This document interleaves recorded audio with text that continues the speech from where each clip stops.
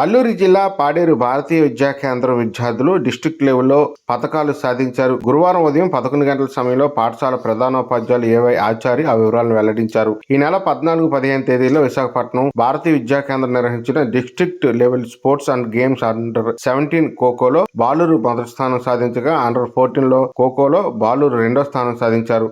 Athletics లో under 14 బాలురు మొదటి స్థానం, లాంగ్ జంప్ లో బాలికలు మొదటి స్థానం, అండర్ 17లో బాలురు లాంగ్ జంప్ 100 మీటర్లలో 8 మీటర్లలో మూడో స్థానం, హై జంప్లో మొదటి స్థానం సాధించారని తెలియజేశారు.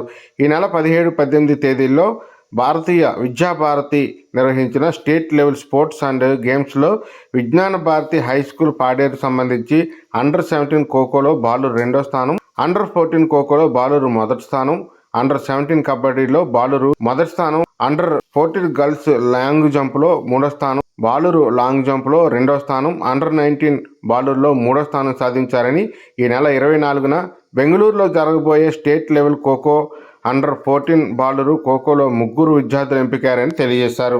వచ్చే నెల 24న బెంగళూరులో జరగబోయే అండర్ 17 కబడ్డీ పోటీలో 2 విద్యార్థులు ఎంపికారని వీరందరికీ పాఠశాల నుండి పాఠశాల ప్రధానోపాధ్యాయులు ఏవై ఆచారి, కరస్పాండెంట్ టి బాబురావు అభినందనలు తెలియజేశారు. ప్రభుత్వం ద్వారా ఇచ్చే గేమ్స్ అండ్ స్పోర్ట్స్ సర్టిఫికెట్లకు ఎంత విలువ ఉంటుందో భారతీయ విద్యా కేంద్రం ద్వారా నిర్వహించే గేమ్స్ అండ్ స్పోర్ట్స్లో గెలుపొందిన విద్యార్థులకు ఇచ్చే సర్టిఫికెట్లకి అంతే విలువ ఉంటుందంటూ వారు తెలియజేశారు. విద్యతో పాటు క్రీడల్లో మంచి ప్రాధాన్యత ఇస్తున్నందుకు వ్యాయామ ఉపాధ్యాయులు, పాఠశాల సిబ్బందికి అభినందనలు తెలియజేశారు. మరి విద్యార్థులందరికీ కూడా నా శుభాశీస్సులు.